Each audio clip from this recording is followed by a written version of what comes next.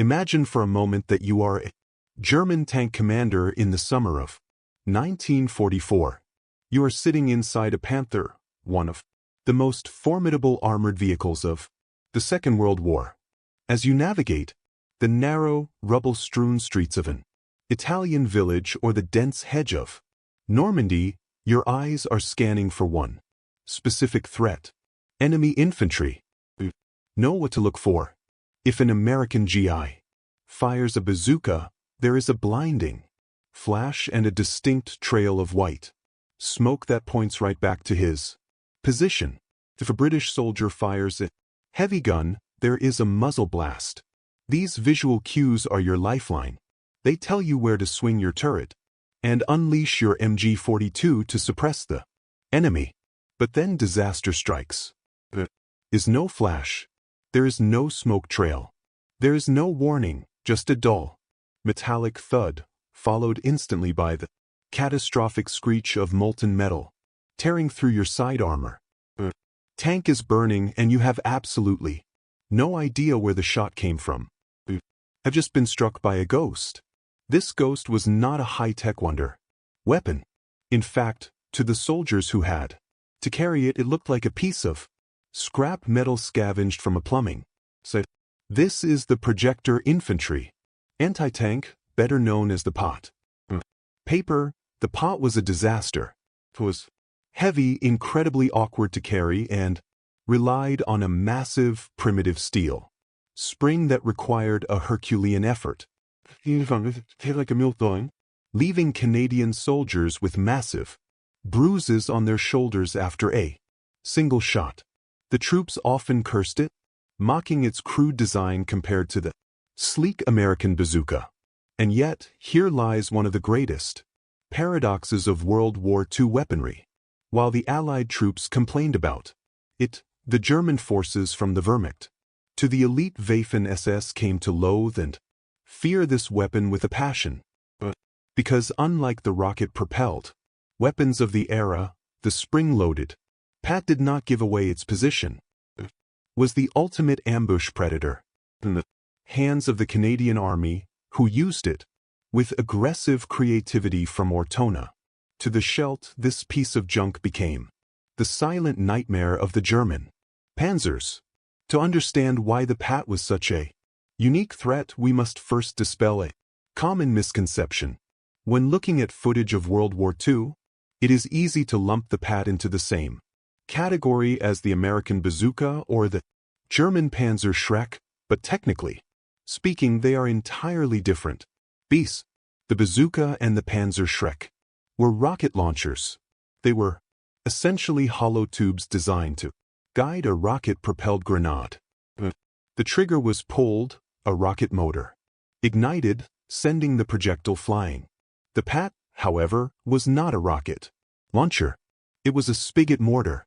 The heart was not a rocket motor, but a massive, powerful steel mainspring piece of engineering that looked like it belonged in a lorry suspension rather than an infantry weapon. The mechanism worked more like a gigantic explosive crossbow. Here is how it functioned. Inside the weapon was a heavy steel rod or spigot, held back by that massive spring. The trigger was pulled, the spring released, driving the spigot forward with tremendous force into the tail of the bomb. This impact detonated a propellant cartridge inside the bomb's tail. The explosion launched the projectile forward while simultaneously kicking the heavy spigot backward to decompress the spring and weapon for the next shot. This sounds ingenious, but in practice it was a beast to handle.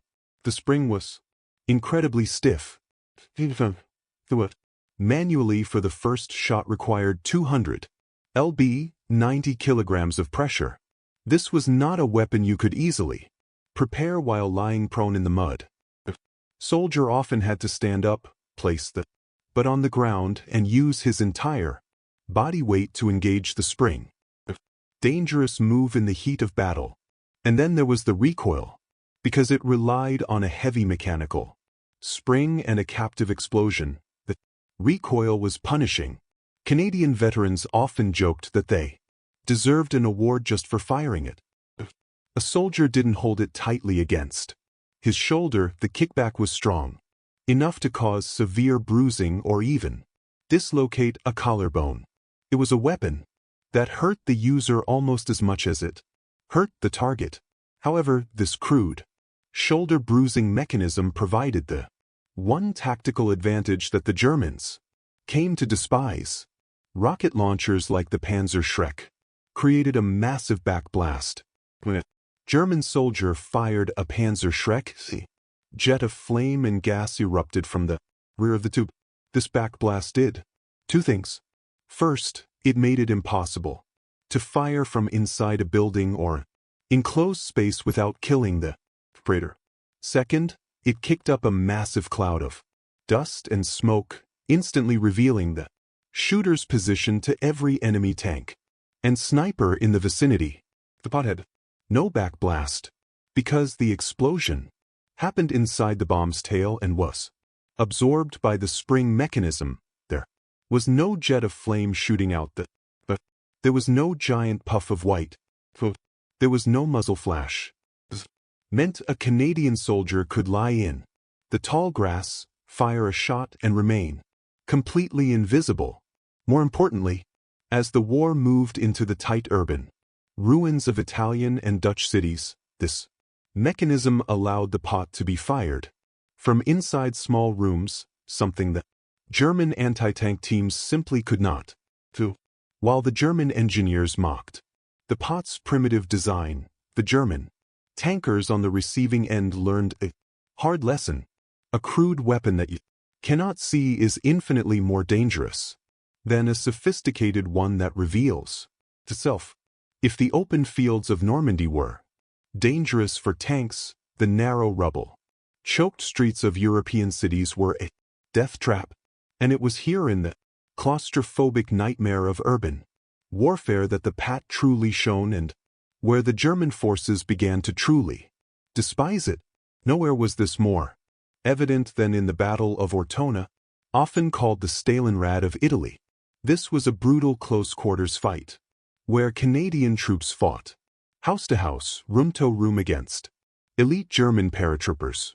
In this environment, the German anti-tank teams faced a critical limitation. If a German soldier wanted to fire a Panzer Schreck at an approaching Canadian Sherman tank, he had to step out into the street or at least stand in an open doorway. But because of that deadly backblast we mentioned earlier, if he fired from inside a small room, the pressure wave reflecting off the back wall would kill him instantly or turn the room into an inferno. The Canadians, however, had the pot. Because the pot had no backblast, a Canadian soldier could set up an ambush, positioned deep inside a ruined building. He could lie prone on a dusty floor 5 m back from a window, hidden in the shadows. When a German Panzer rolled down the street, blindly swinging its turret, the Canadian could fire through the window frame without exposing himself. The tank crew would hear the impact, feel the explosion, but see nothing. No flash from the window, no smoke, just a silent strike from the This capability turned every window, every cellar vent, and every hole in a wall into a potential kill. So it forced German infantry to check every single building thoroughly, slowing their advance to a crawl and bleeding their morale. But the pot had another quirk that the Canadians mastered: its trajectory. Anti-tank weapons fired in a flat, high-velocity line. You pointed at the tank, and the rocket flew straight to it. The pot, being a spigot mortar, fired a heavy projectile that traveled relatively slowly in a steep arc. At longer ranges, it fell like a stone. While this made hitting a moving target at 200 meters incredibly difficult, in a city it became a unique advantage. The PAT could be used for indirect fire. Canadian troops quickly realized they could tilt the weapon up and lob the bombs over obstacles much like a mortar. Was a German machine gun team hiding behind a stone wall or a pile of rubble, a flat-firing bazooka couldn't hit them, but a skilled PAT gunner could lob a high-explosive bomb over the wall, dropping it right on top of the enemy's heads. This versatility meant the PIAT wasn't just an anti-tank weapon. It was a pocket artillery piece. Could blast open doors, collapse walls to create mouse holes, a tactic the Canadians perfected in Ortona to move between buildings without entering the streets, and destroy sniper nests. For the German defenders, this was infuriating. They were accustomed to fighting enemies they could see, or at least enemies whose weapons followed the standard rules of ballistics. The PIAT followed no such rules. Could strike from enclosed rooms without warning, and it could rain death from above over solid cover. In the hands of the innovative Canadian infantry, this clunky spring gun transformed the urban landscape into a maze of invisible threats that the German heavy armor simply could not counter. To fully grasp why the German forces hated the PIAT, we must step inside the mind of a German tanker. By 1944, the crews of the Wehrmacht and the Waffen-SS were arguably the most experienced armored warriors in history. They operated by a strict set of survival instincts honed on the Eastern Front. Their primary rule of survival was simple target identification and suppression. When a tank is ambushed, the crew's only hope is to immediately spot the source of fire and flood that area with machine gun rounds and high-explosive shells. They can see the enemy, they can kill him or at least force him to keep his head down, preventing a second shot. The PIAT dismantled this survival instinct. In after-action reports and interrogations, German prisoners of war often expressed a deep, simmering frustration regarding Canadian anti-tank tactics. They described the sensation of fighting phantoms. When a PIAT struck, the German crew often panicked, not because of the damage itself, but because they didn't know which direction to turn their turret. They would spray machine gun fire wildly into the hedge or ruins, wasting ammunition on empty shadows, while the Canadian gunner, coolly hidden and undetected, cocked his spring for a second killing shot. This inability to retaliate created a pervasive sense of paranoia. It stripped the German crews of their feeling of superiority. They weren't being beaten by a better machine. They were being hunted by something they couldn't see. But the hate wasn't just psychological. It was physical. The Germans might have mocked the PIAT's appearance, calling it a water pipe, but they could not mock its warhead. The PIAT fired a heat-high, explosive anti-tank projectile. Despite the weapon's crude launch method, the bomb itself was highly effective. Could penetrate approximately 100 millimeters of armor plate. To put that in perspective, the side armor of a Panther tank, Germany's medium tank masterpiece, was only about 40 millimeters to 50. The mighty Tiger I had 80 millimeters of side armor. This meant that at close range, a cheap stamped metal pot could punch a hole straight through the pride of the German engineering industry. A pot bomb struck, it didn't just explode on the surface. The ship's charge focused the blast into a hypersonic jet of molten copper and gas. This jet punched through the steel like a hot needle through butter. Inside the tank, the effect was horrific. It would spray molten metal and hot, spalling shrapnel from the tank's own inner wall around the cabin, igniting ammunition and fuel lines. The hatred also extended to the German infantry supporting the tanks. They felt helpless. Their job was to protect the tanks from enemy tank hunters. But how do you protect a tank from a weapon that leaves no smoke trail? You can trace the flight path back to the bush where the Canadian is hiding. There's a documented instance where a German commander, upon surrendering to Canadian forces, asked to see the automatic anti-tank cannon that had decimated his column. When the Canadians showed him a PIAT, he reportedly refused to believe. He felt insulted that his technologically superior machines had been defeated by a spring-loaded tube. This was the core of the German hatred. It was a professional resentment too. The PIAT felt unfair. It was an assassin's weapon, silent, deadly, and frustratingly effective in the chaotic, broken terrain of Western Europe. To truly understand why the Germans feared the PIAT in Canadian hands, we cannot rely solely on technical manuals. We must look at the men who wielded it. Because of the PIAT's heavy recoil, difficult cocking mechanism, and short, effective range, it was not a weapon for the timid. It required nerves of steel.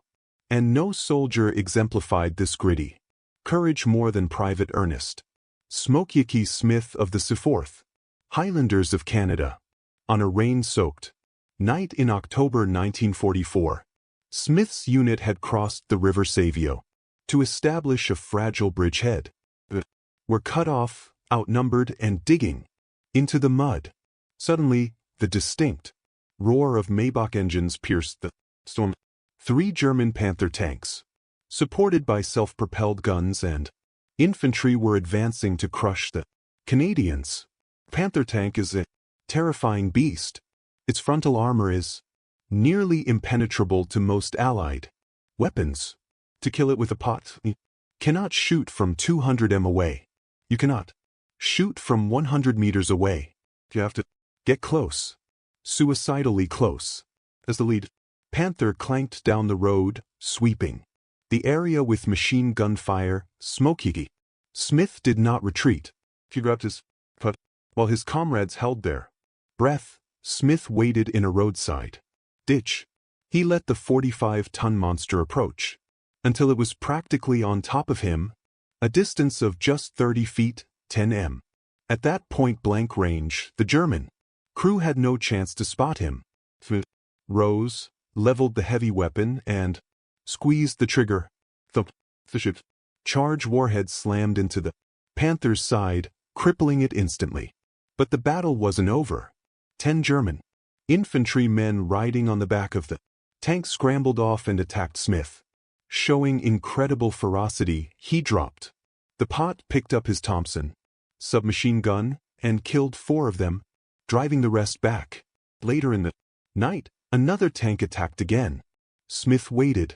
He used the darkness and the pot's silent launch to his advantage.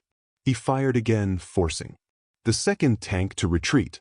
For his actions that night, Smoky Smith was awarded the Victoria Cross, the British Commonwealth's highest honor for valor. His story illustrates the ultimate paradox of the pot. It was a weapon that soldiers loved to hate. It bruised them, and the fuse was unreliable. But in the chaos of a night ambush, where stealth was the only thing keeping you alive, it was irreplaceable. The Germans hated the pot because it empowered individual infantrymen like Smoky Smith to stand their ground against heavy armor, turned the confident advance of a Panzer division into a tentative, fearful crawl where every shadow in a ditch could be hiding.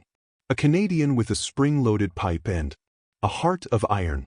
As the smoke cleared over Europe in May 1945, the pot began to fade from history. It was quickly replaced in the post-war years by the American bazooka and later, the Swedish Carl Gustaf. By modern standards, the pot was an evolutionary dead end.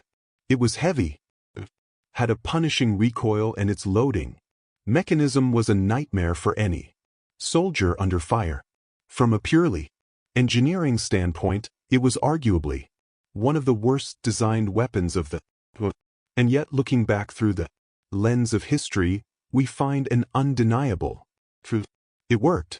The German Wehrmacht, a force that prided itself on technological superiority, on Tiger tanks, V-2 rockets, and jet fighters, found itself constantly frustrated by a simple steel tube and a spring.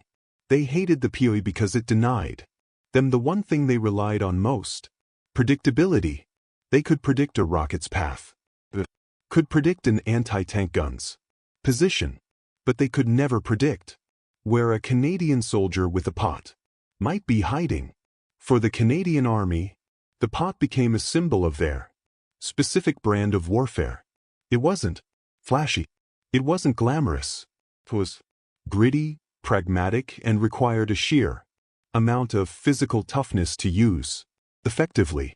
It was a weapon that demanded the user to stand their ground, wait until they could see the whites of the enemy's eyes, and hold fast, while American GIS had the luxury of engaging from a distance with rockets. The Canadian PAT gunner had to get up close and personal. The legacy of the PAT is not found in its technical specifications. It is found in the burnt-out hulks of Panther tanks in the streets of Ortona. It is found in the hedge of Normandy where German advances were stalled by invisible assassins. It is found in the Victoria Cross of Smoky Smith, who proved that a lone soldier with a spring gun could stop it. Blitzkrieg. The Germans hated it because it broke the rules. The Canadians used it because it won battles. In the end, the silent nightmare earned its place in history, not by being the best weapon, but by being the right weapon at the right time.